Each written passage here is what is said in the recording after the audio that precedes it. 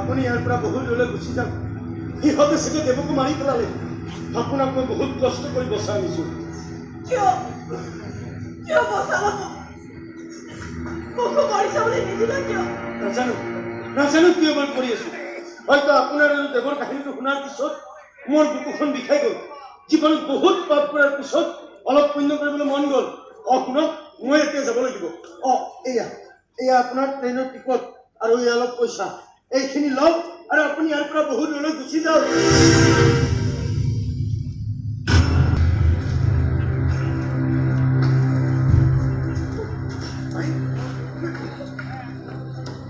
তই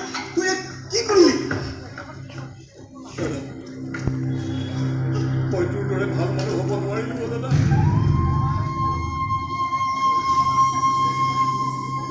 জীৱনটোৱে মোক কলৈ লৈ আহিলে চাচোন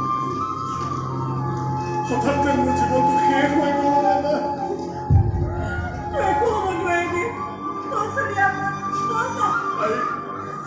তেওঁক ক্ষমা কৰি দিবি মই তোক কোনো কথাই ৰাখিব নোৱাৰিলো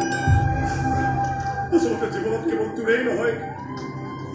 মই কাৰোৰে কথা ৰাখিব নোৱাৰিলো চাৰাক দিয়া কথাবোৰ কথা হৈ ৰ'ল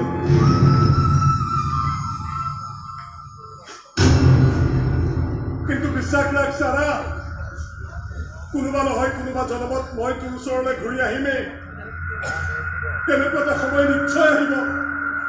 যেতিয়া মানুহে ঘৃণা কৰিবলৈ পাহৰিব এই দানৱবোৰ শেষ হ'ব মানুহে মানুহক ভাল পাবলৈ শিকিব ঠিক তেনেকুৱা এটা সময়ত বুদ্ধই আকৌ লগ পাব তাৰ চাৰাক আমি একলগ হ'বই লাগিব একলগ